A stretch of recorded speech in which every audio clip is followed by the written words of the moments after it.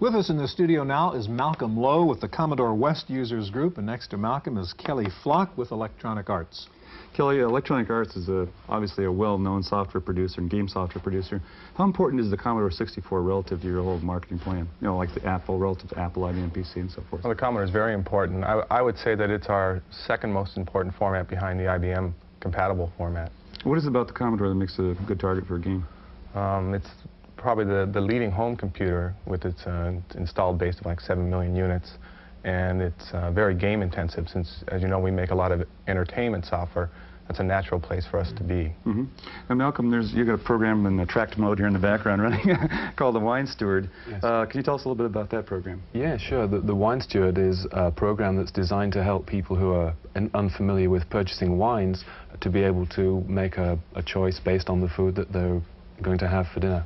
Mm-hmm. Okay, and this was written for the 64, and it's used in supermarkets, I understand. That's correct, yes. Show us how you'd use it. Yeah, sure. The basic screen is a menu of choices. You move down the menu with using a white button that's on a cabinet, mm-hmm. and using the green button, you select a further menu. Move down to the choice and select again, and you will be given a choice of total of 9 wines. Okay, so it's making its decision as to what wines to recommend. And that's correct. And there are 3 on the first screen, which are budget price wines. The second screen offers you another 3 at popular price, and the third at premium price wines. So how do people like this? They seem to take to it very well indeed. Any particular reason why you wrote it for the Commodore 64? Pretty well an easy computer to program for. Mm-hmm. It has lots of features, particularly color, and you can program different fonts for it. Yeah.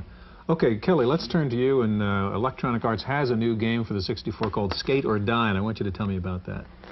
This is a multi-event game where it's kind of like a skateboard simulation where you get to do all the things that you wouldn't normally do unless you... you don't want to risk your knees and your elbows. Right, all the fun and none of the scars, as we say. Okay, Kelly, show me how you play Skate or Die. Okay, this is the half pipe, which is regular skateboarding event, and you do it through a combination that's a kick turn of joystick moves and button controls.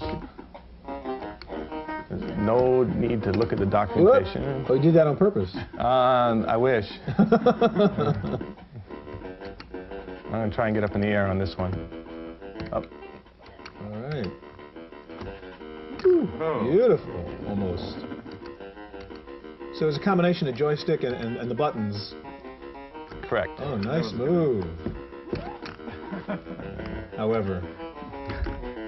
So there are like 12 different moves you can do in here. Uh-huh. And you get points for the variety of your routine, and you get bonus points at the end.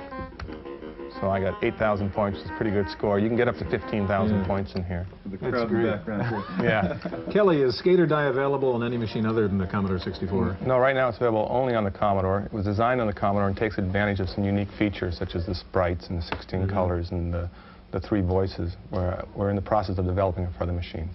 Now, Kelly, are there more things you can do besides just skating on this ramp? Or there's a total of 5 events. The ramp is the only event modeled on real skateboarding, but there's a couple of downhill events where you can break bottles and skate through bushes and through a drain pipe. And there's a pull joust event where you have 3 computer opponents and you get to whop them with the little marine bopping stick. It's a pretty fun little game. Now, what about the price? The suggested retail on it is $29.95. Okay. And is there something about the Commodore market? You just don't get more than $30 for games? As the Commodore market gets older, it becomes more price sensitive. There's a lot more product developed for it as opposed to, say, a market like the Amiga where there are very few games right now. So is it going to be something you're de-emphasizing after a while? No, we make it up in volume. Okay. How do we do it? The volume. Kelly, Malcolm, thank you very much. Gary, earlier this week I got a chance to talk to the new president of Commodore, Max Toy, and I started out by asking him if Commodore looks at the 64 as really a game machine. Well, it would be real easy to say that, but what we have seen in the marketplace is that it's continuing to be used in business. We're seeing it used on broader applications than we've ever seen before. Commodore 64 is being used for desktop publishing. It's being used in the small, tiny business.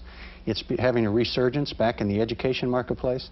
So it is much more than a toy marketplace. Now, I will tell you that we have seen a growth and enhancement in the entertainment marketplace due to some of the software. But we're still seeing new business software being written for the product as well. Is it a current machine? Are people still buying Commodore 64s? The incredible thing about the Commodore 64 is it does continue to grow, and the market continues to expand. We sell worldwide between 1 million and 1.5 million Commodore 64s every year. And what we've seen is a whole new wave of customers coming into the marketplace. Commodore 64 has always been strong in the small, tiny business marketplace, but we're seeing a lot of young, first-time users coming into the marketplace. In fact, I've heard it said that Commodore welcomes more first-time computers users than any other company in the world. Brand new software is coming into the marketplace, and you got to remember, it's not old technology to the first-time user. And we're seeing a lot of people using this computer as their first entry into the power of computing.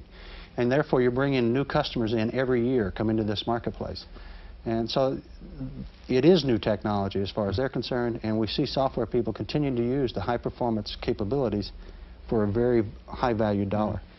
Who do you see then right now as the competition for the 64? I mean, is it the lower cost Apple, or is it the Atari ST, or are you going up against Nintendo and Sega in a way? Well, the answer really is probably C, all of the above.